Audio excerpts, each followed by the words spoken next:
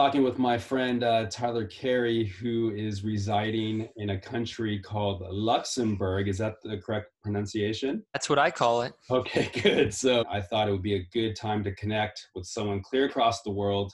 To be honest, I wasn't aware of its location before I started working for Amazon. Yeah. And it's a very small country between Belgium, Germany, and France. Ooh. Could fit like the country into Salt Lake City County. Oh my gosh. Yeah. Okay. So you're landlocked then, if you're like Landlocked. and 600,000 people.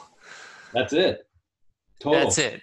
Wow. So if you can combine two animals together, what animal would you be? Oh man. My mind immediately went to like the animals that are in Elliot's crib right now. And I just like picture like those two of his toys being merged together. Okay. And the two that merged together in my mind, this is, right off the cuff. Okay. This had the head of an elephant, but the body of one of like the sheep that's in there. A shelephant? Yeah, I think that it would be a shelephant. Okay. Okay, my next question would be, what are you thankful for right now, today?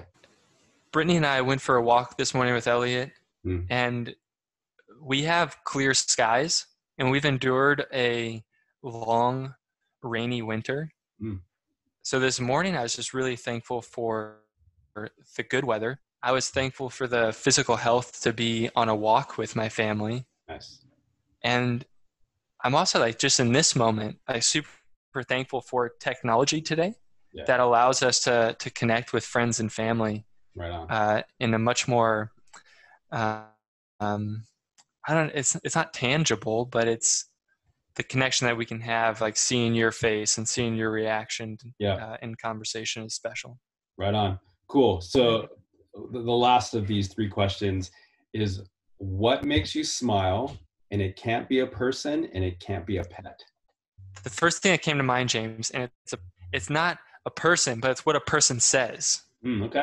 And this made me smile yesterday morning. Okay. And it was the question that Brittany asked. Okay. Tyler, do you want to make sausage gravy and eggs today? I love it. So we've known each other for quite a long time. You were part of the junior high staff at Rock Harbor. That's where we met, and we actually had the junior high meet here in our house. You were part of that with our daughter Julia.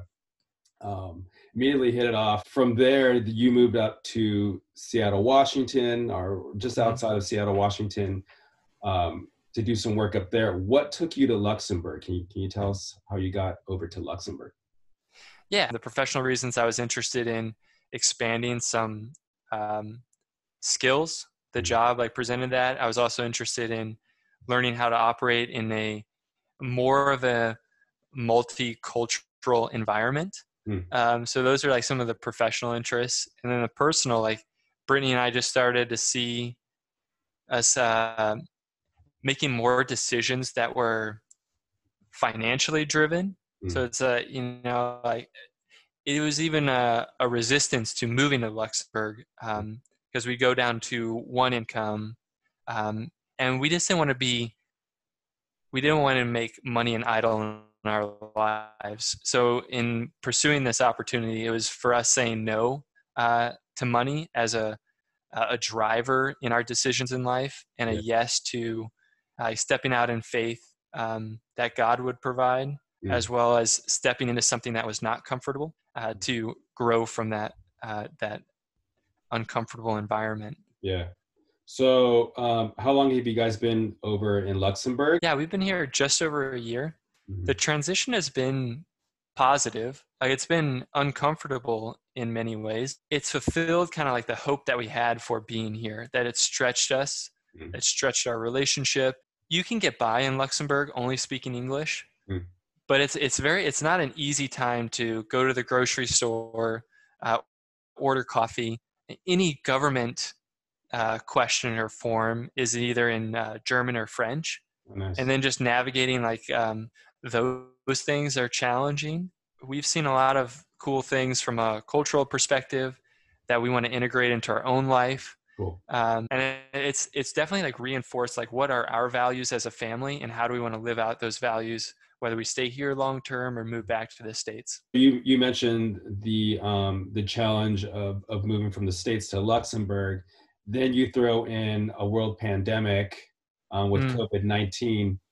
How have you guys been able to adjust? What are the effects of this with not only you guys, but with the country, right? The city that Mm-hmm. you live in, the country, your work, your family. Talk a little bit about that. I looked this up the other day, and I saw that, the total population of Luxembourg as a country is like the equivalent to the city of Milwaukee. Oh, wow. Right? So when you think about like the resources and the decision-making authority of a country that's overseeing a population of 600,000, like they can do things a whole lot differently than a country of 320 or 350 million. Yeah, right. And we've experienced like the benefits of that. So socially, like there's nothing going on.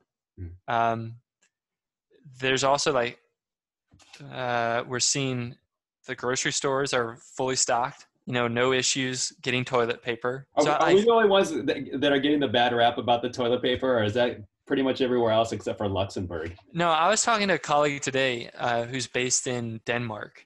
They produced toilet paper, and like the government came back and it's like, we can produce more toilet paper than our country needs, like don't worry about it. But so there are other countries, it seems like, that are freaking out about that. Luxembourg, I would assume that they probably have some cases. Do you know what update is? Do you know what the update is currently? They've been providing updates every day at 5:30 p.m. local time. I haven't seen what it is today, but as of yesterday, it was around 1,300 cases. They're opening up. They just like turned one of the local conference centers into a temporary hospital to handle increase in patient volume, but I don't think they've like hit that capacity in the existing hospitals yet. For, one of the biggest companies in the world, but now you're working at home. You are home. How are you maneuvering and challenging, or with those challenges? It's been a gift to be around Brittany and Elliot more. Cool. So, my typical commute in the morning is between 30 and 50 minutes. So cutting out that time and having that time with Elliot and Brittany is special. Yeah. Being able to take a lunch break and eat with them, it's like, it's more time with them. Yeah. And then the work itself, like I've noticed that I need to have a meeting with someone earlier in the morning in order to have like this positive social interaction that I find to be much more like motivating throughout the day than if I just kind of like try to dive into my work in the morning without some connection with someone from the office. Right. Even though that connection is virtual, it still is meaningful to me. So I've really appreciated the grace that's extended to each other, and just recognizing that this isn't business as usual, and we'll figure out the current dynamics together. Yeah. Yeah. And what are they saying as far as Luxembourg when they feel like this be at home thing will last? Are they saying a couple weeks, a month?